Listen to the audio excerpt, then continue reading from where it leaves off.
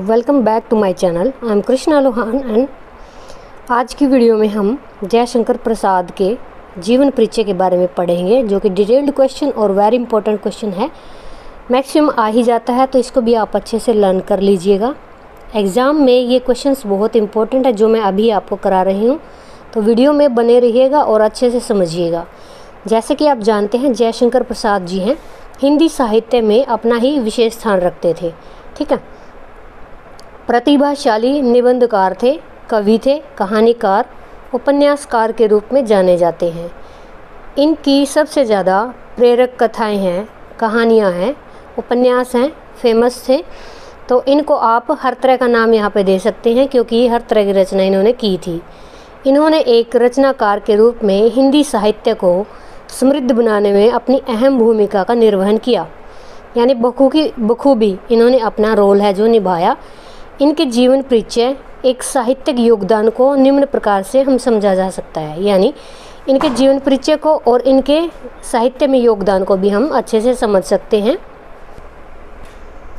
तो जैसे कि हम यहाँ पे जीवन परिचय करने जा रहे हैं, कवि जयशंकर प्रसाद का जन्म सन 1889 में काशी के सुप्रसिद्ध परिवार में हुआ था।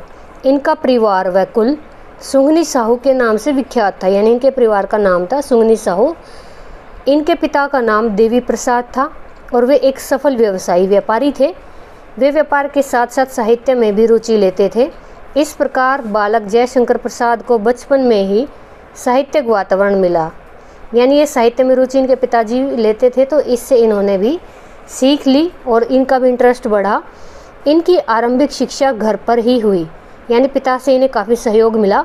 उन्होंने हिंदी, संस्कृत, अंग्रेजी भाषा का या साहित्य का गहन अध्ययन किया, परंतु उनके पिता की असामयिक मृत्यु के कारण, यानी अचानक से इनके पिता की मृत्यु हो गई, परिवार की आर्थिक दशा जो है डगमगा गई और इनकी पढ़ाई भी बीच में ही रुक गई।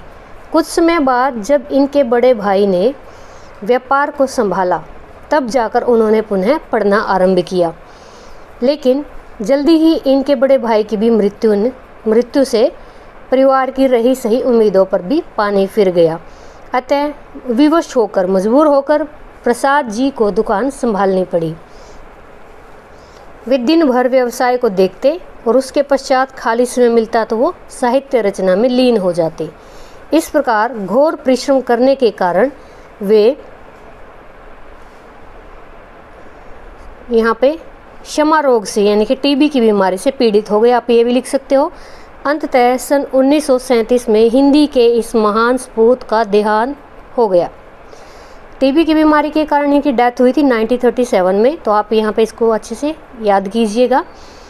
अब यहाँ पे इनकी हम अगर रचनाओं के बारे में बात करें, तो इनकी काव्य रचना को सबसे ज़्यादा फेमस माना जाता है और इसको 4 वर्गों में बांटा जा सकता है। काव्य रचनाएं इनकी थी 2 से 3 लिख सकते हैं। प्रेम पथिक, कानन कुसुम, 2 ये हैं, जैसे डिफाइन कर दी है मैंने।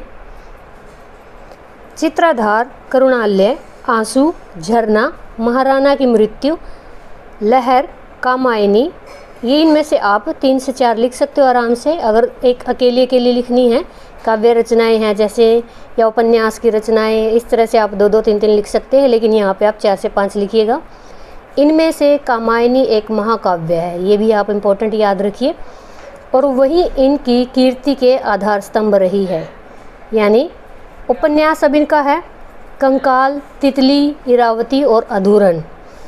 अब इनकी काव्यगत विशेषताओं की अगर हम बात करें, तो यहाँ पे देखिए, प्रसाद जी हिंदी साहित्य में सर्वाधिक समर्थ, यानी बिल्कुल से कैपेबल थे, जागरूक साहित्यकार के रूप में जाने जाते हैं। उन्होंने समाज के विभिन्न पक्षों को बड़ी ही सजीवता से अपने काव्य में स्थान दिया है, लाइव दिखाया समाज के जितने भी पक्ष रहे हैं। भाव पक्ष, कला पक्ष की दृष्टि से इनका साहित्य उच्च कोटि का माना जाता है।